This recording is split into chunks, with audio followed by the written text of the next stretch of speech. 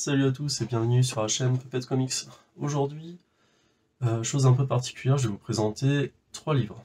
Donc trois livres qui ont finalement comme point commun d'être issus de la scène indépendante au niveau des comics. Donc il y a deux comics que je vais vous présenter qui sont édités en France par iComics et un comics qui a été édité par les éditions Delcourt et qui est le grand retour d'un de mes héros préférés. Alors je vais commencer par les deux ouvrages de iComics. Alors je vais vous parler déjà de Blitz and Drive. Blitz and Dry, déjà rien qu'à la couverture, bon voilà, c'est bleu, c'est brillant, c'est vraiment sympa. Alors, au scénario, excusez-moi, je relis un peu mes notes. Alors, au scénario, c'est Elliot Rahal, et au dessin, c'est Dak Rowan. Donc voilà, c'est sorti en 2021 chez iComics. Le dessin est très sympa, je vais vous montrer quelques pages.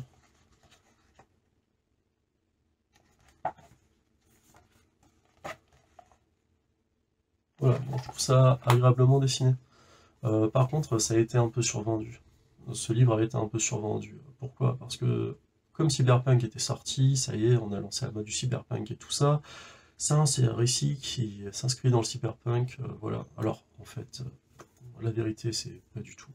C'est une histoire de vampires qui sont insérés dans la société un peu au forceps, hein, qui finalement ont des gens dans des cages et s'en servent comme nourriture, hein. Ça, je vous montrerai, quand je ferai le montage, je vous montrerai quelques scènes. Une histoire de pour grimper les échelons sociaux, hein, bah, des fois il faut devenir un vampire. Ou pas en fait, on ne sait pas très bien parce que le lore est pas trop développé, hein, c'est ce que je dirais, alors max pour me tuer si je lui disais que c'était un one shot, et finalement l'histoire complète est dedans. Par contre c'est dans une société futuriste, alors bien sûr il y a des inégalités. On suit une policière qui fait équipe avec un vampire, et la policière va découvrir une sorte de machination dont son compagnon n'y est pas vraiment étranger, finalement. Donc l'histoire, elle est très banale. Le dessin est très sympa. Mais par contre, voilà, c'est un bon divertissement. Mais c'est pas une œuvre majeure du comics. C'est bien pour passer le temps. Si vous avez une soirée de 3 heures, pour lire, de 3 heures, non, une heure et demie à lire et tout ça, ouais, c'est sympa, mais c'est pas vraiment cyberpunk. C'est une histoire de vampires et d'humains dans le futur, c'est sympa. Alors, à noter que je remonte le livre, que le travail sur la couverture était pas mal, hein. C'est un peu ce qu'ils avaient fait sur These Savagers. Finalement, il avait fait à la feuille d'or, là, vous voyez, c'est brillant, c'est bleu, c'est un beau travail sur la couverture. Voilà, donc finalement, pour rajouter un peu l'histoire, les Yakuza, ce sont les sauveurs du monde, c'est les seuls qui se battent encore contre les vampires. Voilà, patati patata dans une société futuriste où il y a des inégalités. Bon, voilà, ça a été vu. Heureusement que Cyberpunk est sorti pour mettre une sorte d'introduction à ce récit, mais finalement, bon divertissement, mais ça sera pas dans les annales. Paf. Allez, hop, on sort. Deuxième comics, qui est très sympa. On sait de suite que c'est pour la déconnade et qu'on va bien se marrer et on l'achète, c'est pour ça. Après, moi, j'ai acheté d'occasion. C'est Shirtless Beer Fighter. Alors, Shirtless Beer Fighter, donc le combattant d'ours torse nu, hein, et comme il est décrit et traduit dans la BD, bah, ça parle de quoi? Ça parle d'un gars qui a été élevé par des ours. Des ours qui sont, on pourrait le dire, entre guillemets, anthropomorphes, qui ont une société qui vit à peu près comme des humains avec des chapeaux, sauf que ce sont des ours. Et donc, ils élèvent donc ce chasseur d'ours torse nu. Finalement, ce chasseur d'ours torse nu, il se bat que contre des ours à la suite d'un espèce de c'est dans le scénario, sa copine se fait tuer par un ours. Alors, le dessin est très différent de la couverture. La couverture est magnifique. À ce titre, c'est hyper réaliste, surtout de voir un espèce de Marines américain qui va se battre contre deux pandas. Bon, c'est génial, c'est déconnant, on sait que c'est de la balle. Et regardez, le dessin est très sympa si on aime le cartoonesque. On aime le cartoonesque. Et donc, notre combattant d'ours torse nu, finalement, il se bat contre les autres, mais c'est pas lui son vrai ennemi. Son vrai ennemi, c'est que la tragédie, toute l'histoire qui lui a été infligée et ce pourquoi il se bat pour les ours a été orchestré par un mania du PQ. Et oui, un mania du PQ, attention, aux dirigeants de PQ, ce sont les plus dangereux. Effectivement.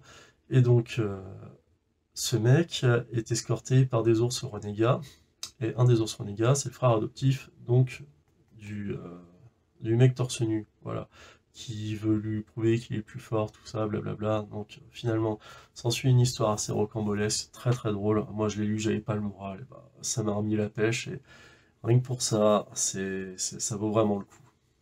Voilà. Le troisième comics que je voulais vous présenter en indé, et c'est la suite d'une série que j'adore. Je vais vous parler donc des Seigneurs de la Misère, ou The Lords of Misery in English. Alors ça parle de quoi? Ça parle d'une équipe Avengers low cost, Avengers du pauvre. Donc voilà, qu'est-ce qui se passe? On retrouve en première histoire à la Diabla. La Diabla, c'est quoi? C'est une nana, 3 histoires différentes, c'est ce que se racontent des bandits dans la voiture. Le récit commence comme ça. Hop, ils se font piéger par la Diabla qui les défonce tous, blablabla, voilà. Donc ce qui nous intéresse de savoir, c'est pourquoi il y a le goon dedans. Et alors, il y a le goon dedans, et ça sert de transition finalement à la fin de la série. Je crois que la série elle s'était finie en 13 tomes, la série je l'ai, hein, en Delcourt simple. Delcourt a sorti donc les intégrales.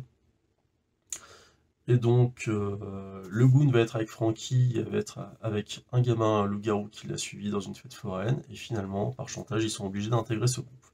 Donc dans ce groupe, il y a la Diabla, l'équipe du goon, et aussi un homme atomique, un homme qui a un cerveau atomique. Donc c'était un pilote américain qui avait été emprisonné par les Russes, et les Russes lui ont mis un espèce de cerveau dans la tête, où ils lui ont fait réagir son cerveau avec du nucléaire, et donc c'est devenu l'homme nucléaire, qui a une série, donc c'est assez méta, parce que finalement, sa série, elle est dans l'univers du Goon, le gamin l'a lié, tout ça, et finalement, le gamin, il voit que l'homme atomique existe.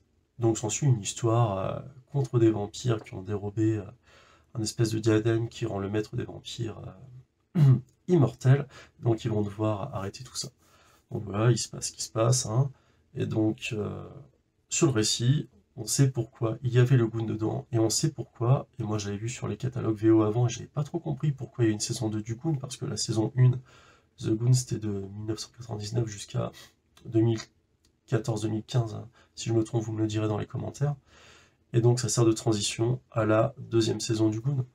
Et ça fait vraiment plaisir de revoir le Goon et le trait d'Eric Powell, parce que le trait d'Eric Powell, alors je vais vous montrer des pages qui spoilent pas trop, mais c'est génial. D'ailleurs, je vous l'avais présenté sur l'Omnibus Conan où il avait dessiné l'aventure. Et son trait, alors c'est un mec qui prend son temps, mais franchement, il maîtrise très bien son dessin.